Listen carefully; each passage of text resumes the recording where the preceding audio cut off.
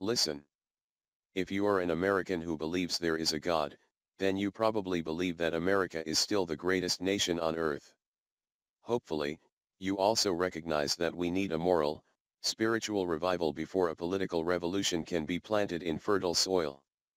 It just makes sense. Are you with me? Please subscribe to Daily Tea at www.dailytea.us/subscribe. Stopping the President's Christian Holocaust. Daily Jot by Bill Wilson. It is very eye-opening and disturbing to learn just how the United States President's policies have enabled a Holocaust within the Christian communities in the Middle East and Africa perpetrated by Islam. Frustrating is that those of us who know and understand the truth of this matter find it difficult to do anything about it.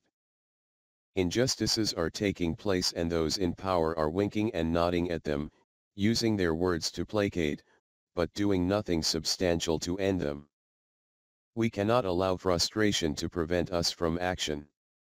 The lives of our brothers and sisters in Christ are in the balance and we have to start calling out what we know to be true.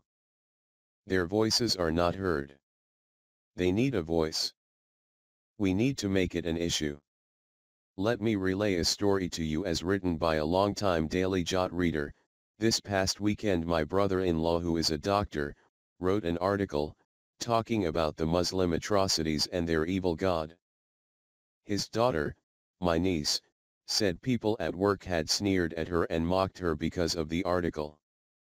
She was upset because her father had taken a public stand against Islam and called it what it is, a monstrous evil.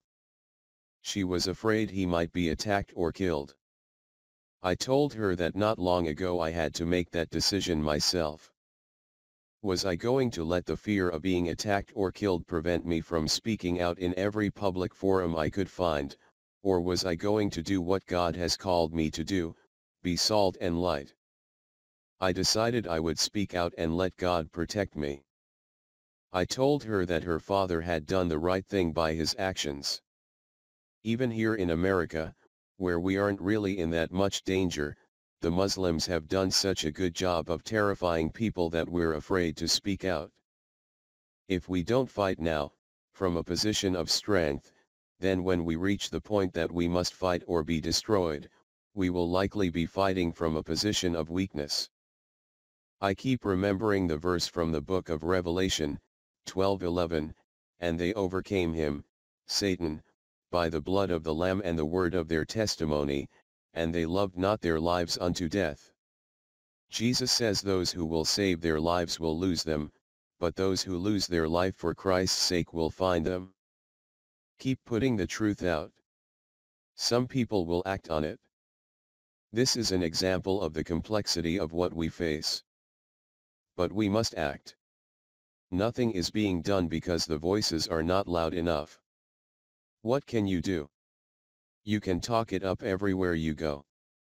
Say, did you know that our president is allowing Christians to be massacred in the Middle East and Africa? That will start the conversation. Write your newspapers. Call into radio shows. Organize a protest. Be a voice as if it were your very own family member was about to be tortured by these Islamic beasts. What would you do? In Africa, we are reaching out in rural areas to evangelize the Muslims and to support Christians who are at risk. If you want to support our efforts, we always need assistance. Whatever you do, take the first step. Let's make this an issue. Have a blessed and powerful day.